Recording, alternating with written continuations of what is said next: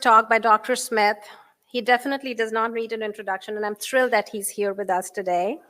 Dr. Smith created and directs the Molecular Otolaryngology and the Renal Research Laboratory, an internationally recognized center of expertise for complement-mediated kidney diseases and genetic hearing loss. It has a clinical diagnostics and a basic research division. The clinical diagnostics division is staffed by 25 research scientists. It was CLIA certified in 1999 and Joint Commission accredited in 2001. It is recertified every 2 years. The basic research division has 17 scientists, and they have identified multiple new genetic causes of complement-mediated TMAs. They also have developed and validated biomarker profiling as a metric of ongoing complement activity. And their lab sponsors the annual conferences for families with C3G. This year was the 19th year of them holding this conference. And as a reflection of Dr. Smith's contributions in complementology and human genetics, he was elected to the National Academy of Medicine and Association of American Physicians. Welcome, Dr. Smith.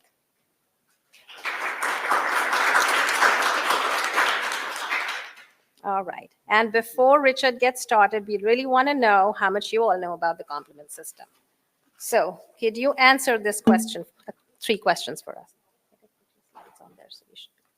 Complement has all of the following functions except, I think you can read it on your phones if you can tell us what you think.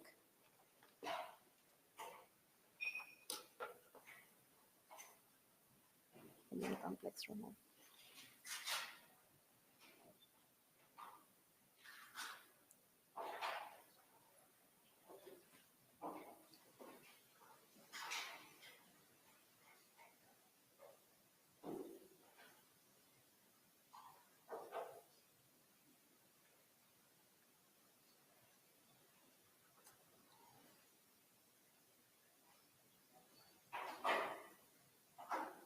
All right, most of you got it right. What about which pathway is continuously on called the tick-over in God's or intravascular space? Is it classical, alternative, lectin and alternative, classical and alternative?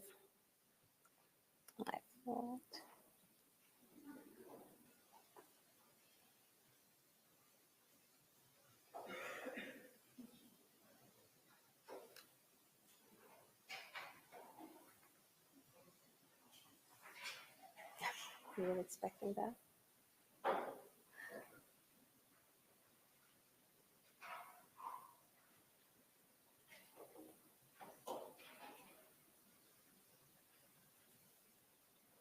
All right. Again, most of you got it right. It's the alternative pathway.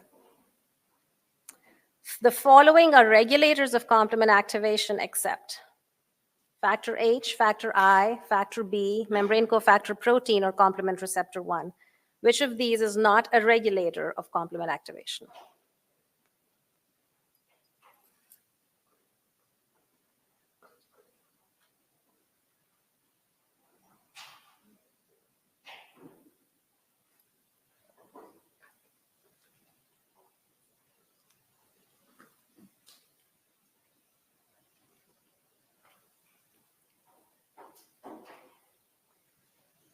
All right, so there is some learning to happen. Most of you got it wrong.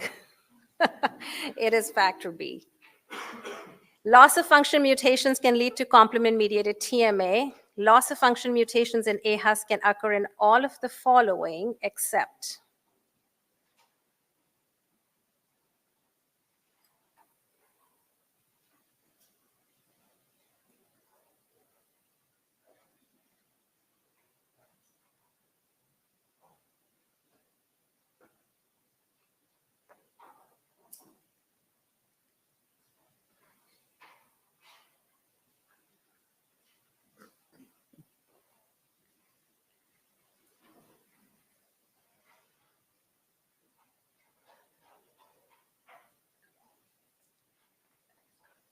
all right, most of you got it right. Loss of function mutations in C3 do not cause AHAS. We'll talk about that later. And I think this is the last question. In AHAS, mutations are most frequently identified in which gene?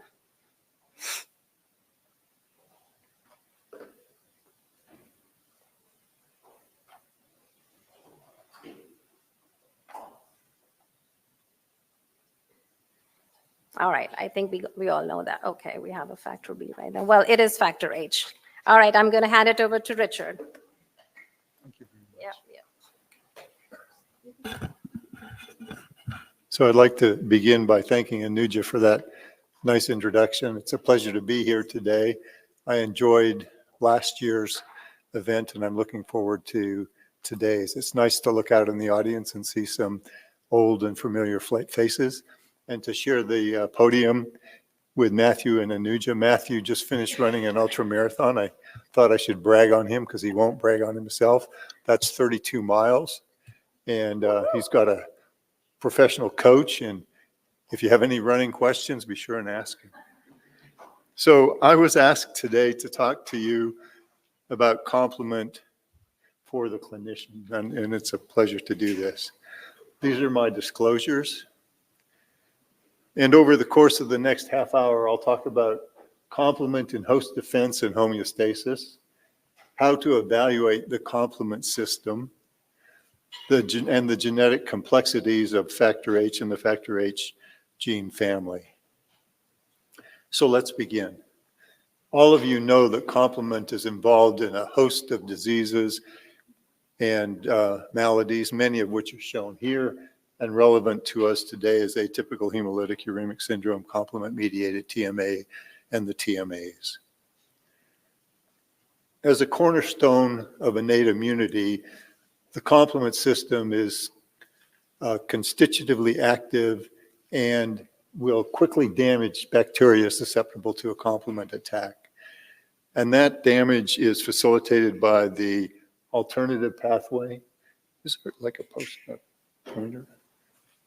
By the alternative pathway, which is constitutively active, and also by the recognition of mannose-binding lectin, C1q, and phycolins of damage-associated molecular patterns, which lead to activation of the classical and the lectin pathways.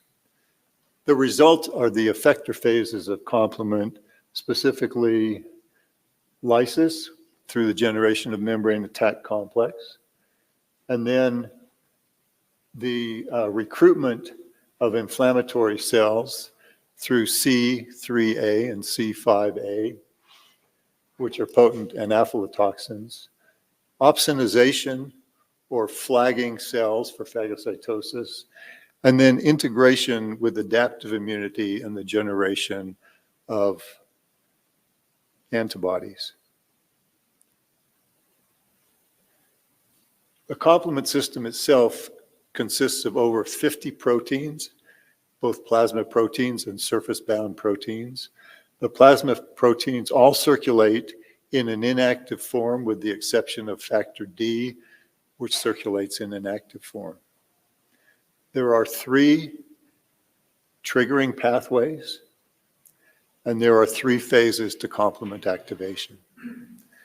The activating components of complement cannot distinguish self from non-self, so they can't distinguish the good from the bad. And control, therefore, relies on the regulators of complement activation, or the RCA proteins, with too little control, resulting in overactivation on cell surfaces and leading to disease, and too much control, resulting in underactivation on cell surfaces and also leading to disease. And so there is a delicate balance between complement activation and regulation, with, upon initiation of complement, activation proceeding only if regulation can be overcome. So over the course of my talk, we'll talk about activation and regulation and the setting of dysregulation with respect to that balance. It's worth thinking initially about who gets disease.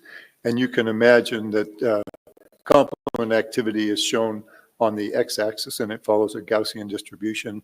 And if a severe disease results, then persons with a more labile complement system may be predisposed to getting a complement-mediated disease.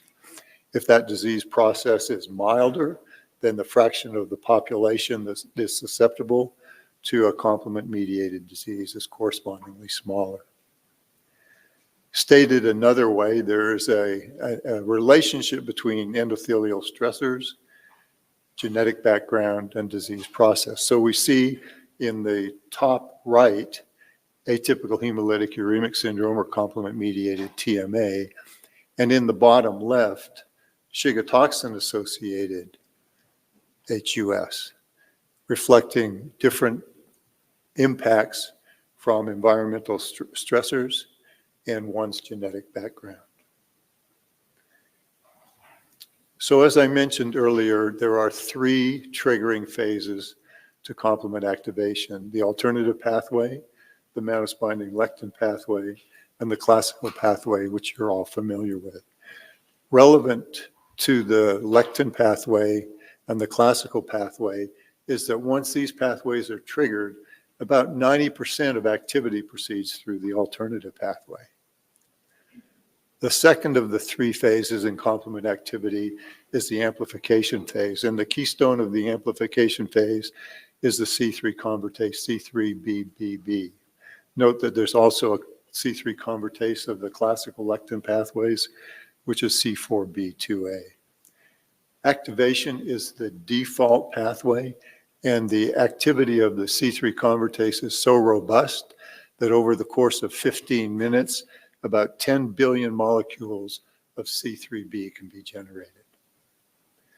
This leads to the terminal complement cascade, or the terminal pathway, which has the effector functions that I mentioned earlier: inflammation, lysis through the generation of membrane attack complex, and opsonization. Now, digressing just a bit to focus on the alternative pathway and to call this pathway out. This pathway is constitutively active, as all of you knew when you got that question right, and that process is called tickover.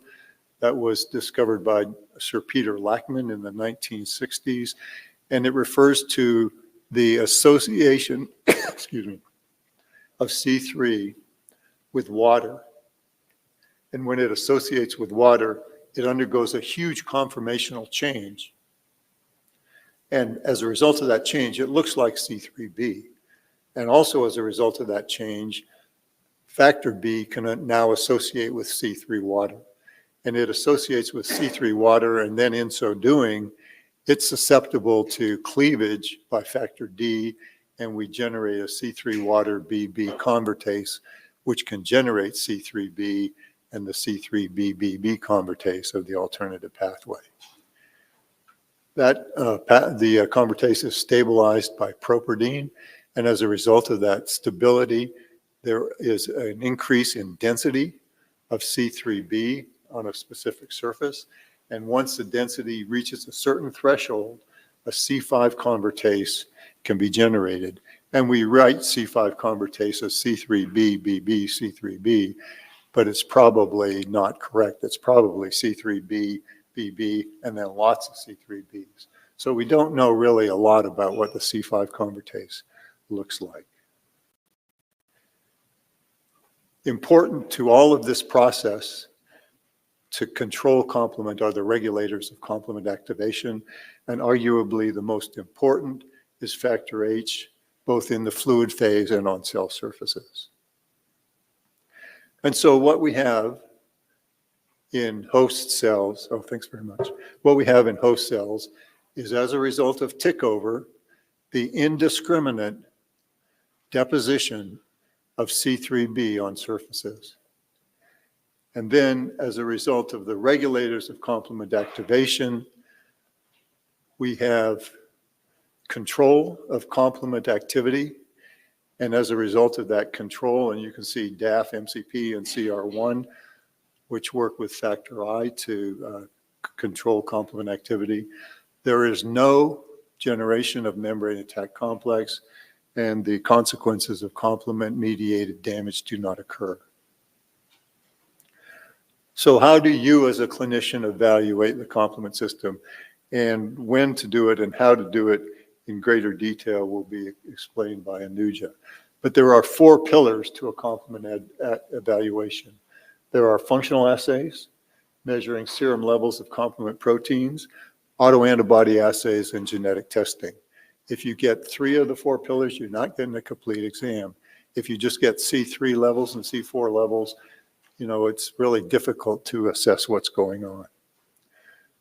So the functional assays test the integrity of the complement system, and they test the integrity by stimulating the complement system at the top and measuring a readout at the bottom. And so you can stimulate it either by triggering the alternative pathway or the classical pathway or the lectin pathway. And most commonly, it's the alternative and the classical that are tested. And then we measure as a readout a neoepitope on C9. And if activity is normal for the AP and the CP, we assume that all the components are present and they're working properly. Now, what's neat about this is that when patients are on eculizumab or ravulizumab or other complement inhibitors, that generates a specific complement therapeutic profile. And in patients on these drugs, the CH50 and or the APFA will be 0 or close to 0. The other thing that we measure as a pillar are complement biomarkers and their cleavage or split products. Sometimes people use cleavage products, sometimes people use split products. It's the same thing. And as I mentioned earlier, there are 50 proteins in the complement system. So if the more you measure, the better your assessment is of complement activity. And in aggregate, these data provide an excellent overview to you as a clinician of what's happening in the complement system in the fluid phase. It doesn't tell you anything about the glomerular microenvironment. We often infer that that's happening and affecting the glomerular microenvironment, but you could have a normal complement profile and ravaging complement disease in joints, in the eye, in the glomerular microenvironment. So in a specific microenvironment that isn't reflected in the fluid phase biomarkers. Now, in patients on eculizumab or ravulizumab, we can see changes in biomarkers. So for example, soluble C5b9 will be low, properdine will be elevated, and C5 will be elevated. And so when we look at biomarkers, we can tell by looking at biomarkers if a patient's on an anti-complement therapy. The third pillar are the autoantibody tests. There are a large variety of autoantibody tests, both IgG and IgM, and of particular relevance to us with, with atypical hemolytic uremic syndrome, complement-mediated TMAs, are factor H autoantibodies. And we'll review those in more detail in a little bit, but here I show a factor H autoantibody binding to one of the SCRs of factor H. And the final pillar is genetic testing. Genetic testing can identify a variety of variants, and Matthew has the difficult job of explaining to you that classification system as to how the variants are classified as pathogenic or likely pathogenic.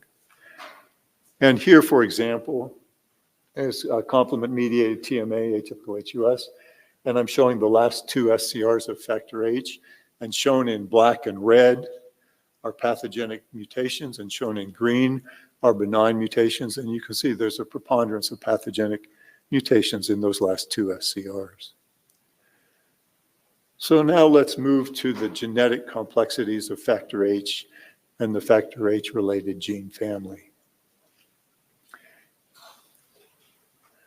This is the RCA gene cluster. A lot of work on this gene cluster was done by Santiago Rodriguez de Cordoba. He actually coined the term RCA for the RCA gene cluster.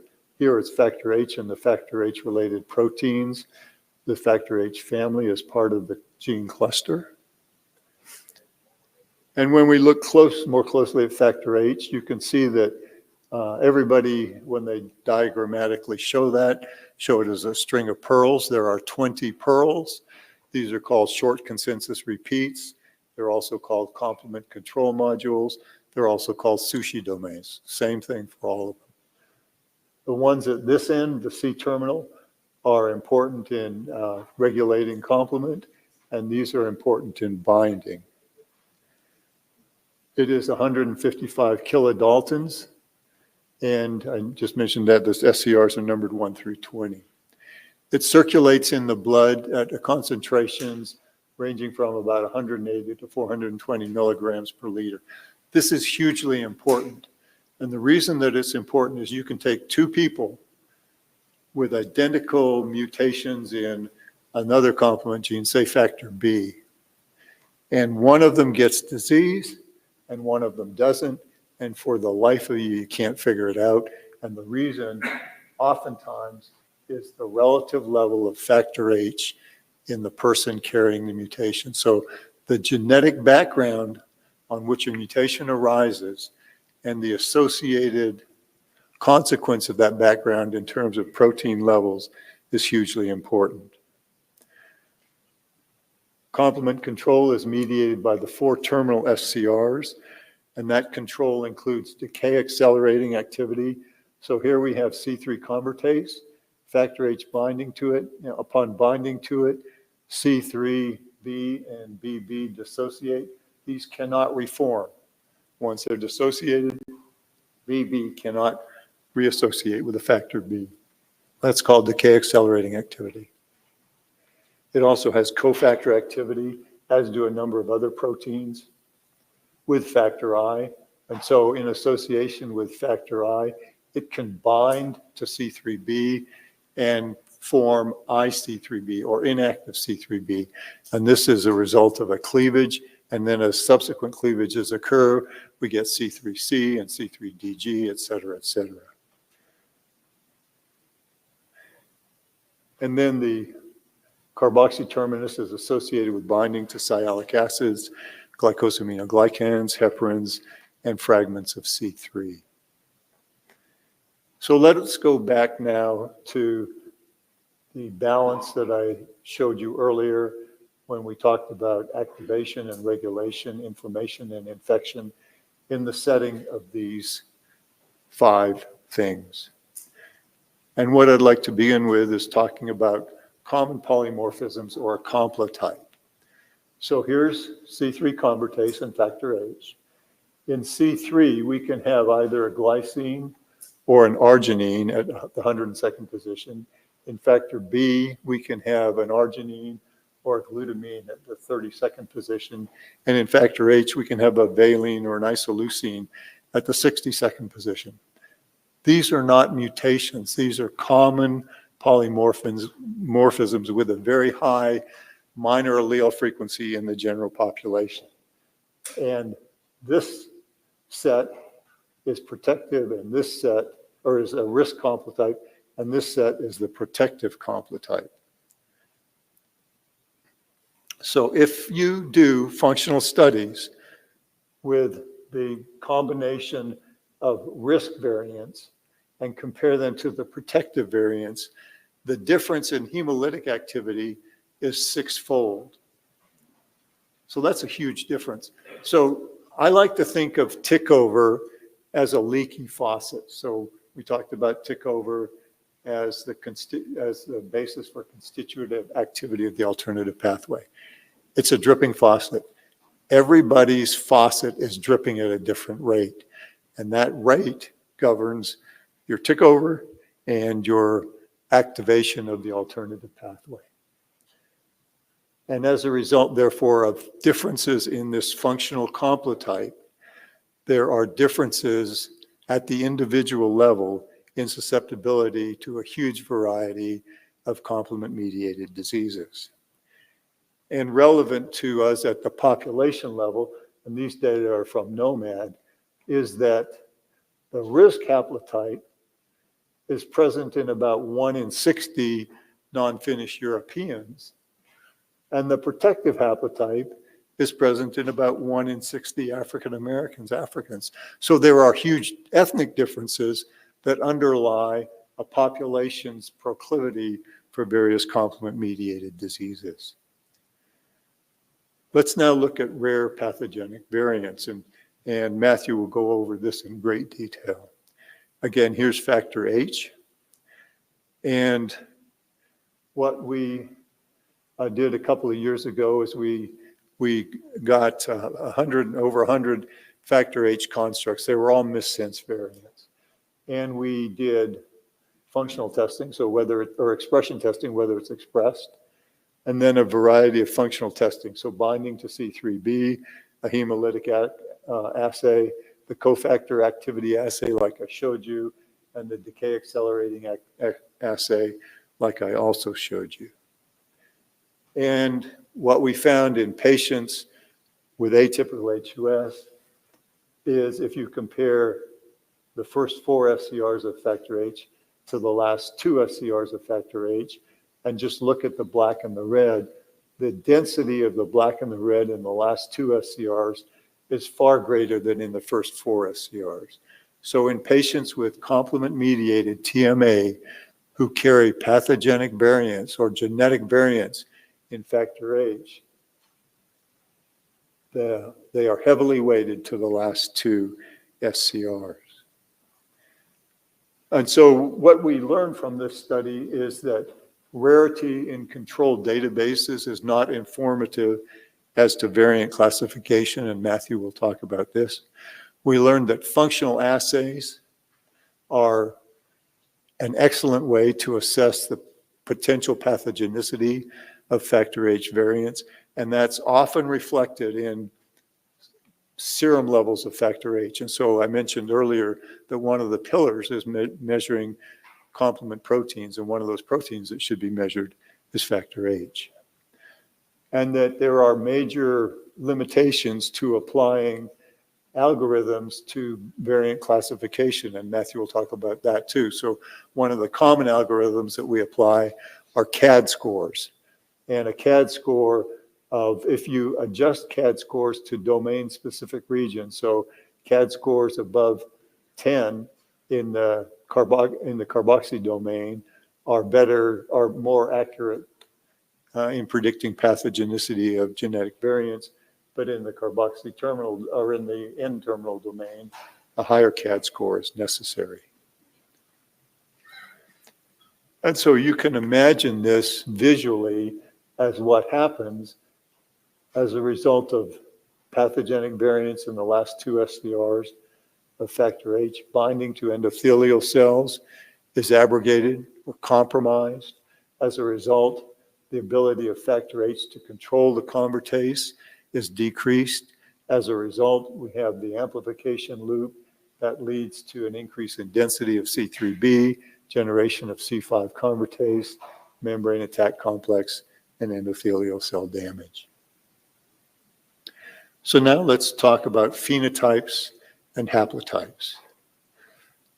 So let's first look at phenotypes. So this is a common mutation in factor H, an arginine 1210 cysteine. So bells should go off when you hear cysteine. Each of the SCRs have 4 cysteines, and those 4 cysteines allow the DNA or the amino acids to circle back on themselves to form what looks like that pearl of the 20 pearls in the pearl necklace is factor H. So now we have an extra cysteine. So the last SCR has 5 cysteines instead of 4. And as a result of this 5th cysteine, what happens is that factor H binds to albumin. So it binds to albumin. So one of your 2 alleles, the one carrying the cysteine mutation, is bound to albumin. And so this is a functionally, although it's present, it's a functionally null allele. And as a result of that null allele, you don't necessarily end up with C3 or atypical HUS. You could end up with AMD. You could end up with C3G. So the disease phenotype, as a consequence of a pathogenic mutation, is not dictated by the pathogenic mutation itself. It's dictated by the genetic background on which that pathogenic mutation occurs. And so that brings us to the concept of haplotypes. And a haplotype is defined as a group of genetic variants that are inherited together. So I show here again, factor H in the factor H gene family. And now beneath it, I'm showing 9 single nucleotide polymorphisms, common genetic variants. And typically, if you inherit this, you inherit the whole batch. So you inherit the whole batch together, and those are called factor H haplotypes, H1 through H4. Now, what's relevant to us today is that these can be disease risk haplotypes or disease protective haplotypes. So, for example, H3 is a protective haplotype for AMD, but a risk haplotype for atypical HUS. H4, which is associated with absence of CR1, and we'll go over that later, is protective for AMD and C3G and IgA nephropathy, but is a risk haplotype for lupus and atypical HUS complement-mediated TMA. So how is that relevant? Each of you have, these haplotypes. You might have H1 and H2, or you might be homozygous for H4. That does not mean that you're going to get the associated diseases that I showed you, but it does mean that if you carry a disease-causing mutation, and so let's focus on family 1. So family 1 is segregating 2 disease-causing variants that are pathogenic, and they're associated with atypical HUS complement-mediated TMA. Now, when you see patients like that, the family always asks, what's going to happen to my child? Or is so-and-so going to get the disease? And you go, I don't know. Well, you can figure that out by doing complete genetic testing on the family members who are involved. You cannot just follow mutation segregation. That helps, but you can't do that. So, for example, in this family segregating 2 mutations causing complement-mediated TMA, if you carry just the 2 mutations alone, by the time you're 40, you have about a 35% chance of disease penetrance, of manifesting the disease. On the other hand, if in addition to those 2 mutations, you carry the H3 haplotype and the MCP GGAAC haplotype, then your risk of disease penetrance is virtually 100%. And so you can see how the haplotypes modify your risk for disease. So now let's look at non-allelic homologous recombination, CNVs, and autoantibodies. So here's factor H again, in the factor H gene family. This time I've colored in some blocks, and those blocks are blocks of exceptionally high sequence homology, reflecting the fact that this genomic region developed as a result of an ancestral duplication. So because of these duplications, the 2 areas in green can light up, and the intervening piece of DNA can be deleted. This can lead to the formation of novel genes, and it can also lead to the deletion of genes. And so here's factor H with its 20 SCRs. And now I show you factor H, but instead of SCR 20 of factor H, we have substituted SCR5, the last SCR on factor H related 1, as a result of a non-allelic homologous recombination event. This novel gene makes a novel protein, and this is pathogenic for and causally related to complement-mediated TMA. So too is this. So again, we have factor H all the way to 19. It's perfect. Now the last part of that factor H has 4 SCRs from factor H related 3. So too is this. This is factor H related 1, but instead of having 4 and 5, I've now substituted 19 and 20 from factor H and stuck it on factor H related 1. All of these exist, all of these have been reported, all of these have been followed in families, and all of these cause complement-mediated TMA.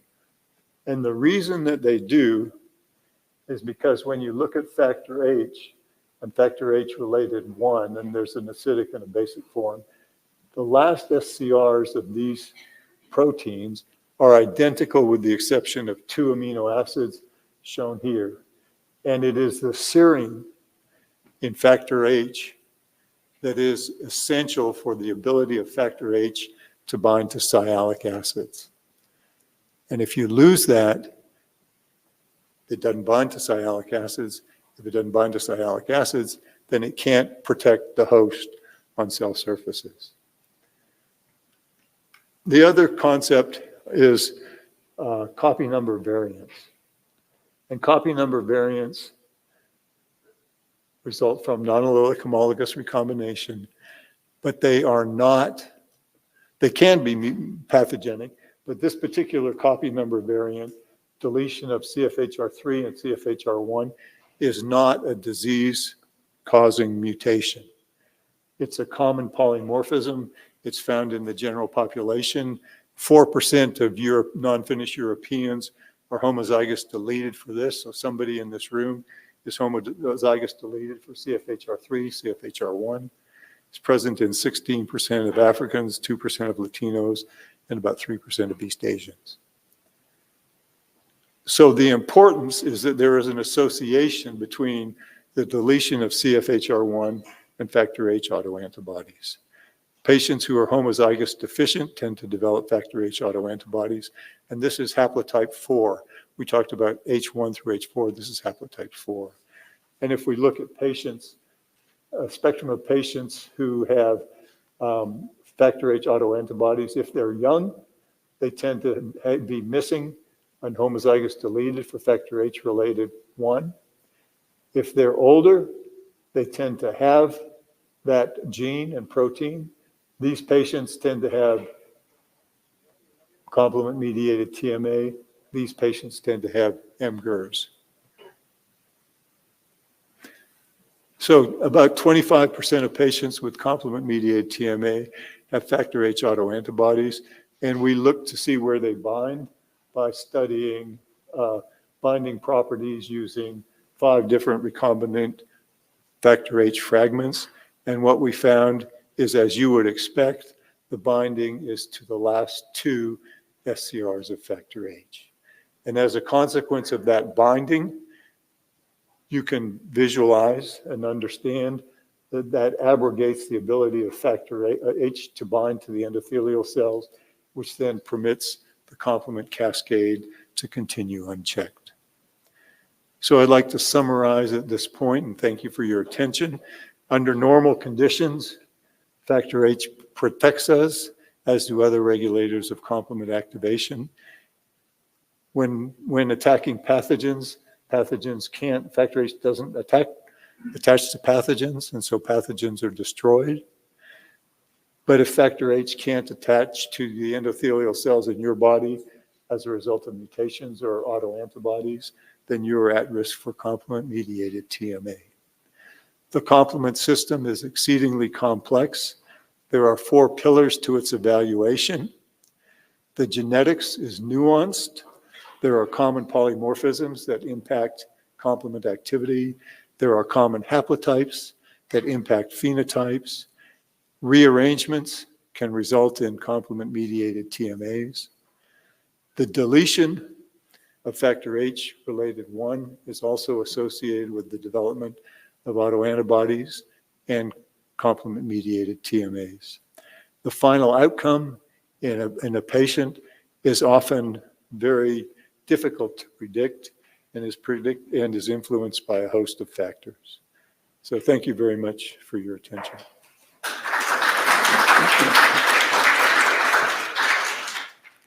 Thank you, Dr. Smith, for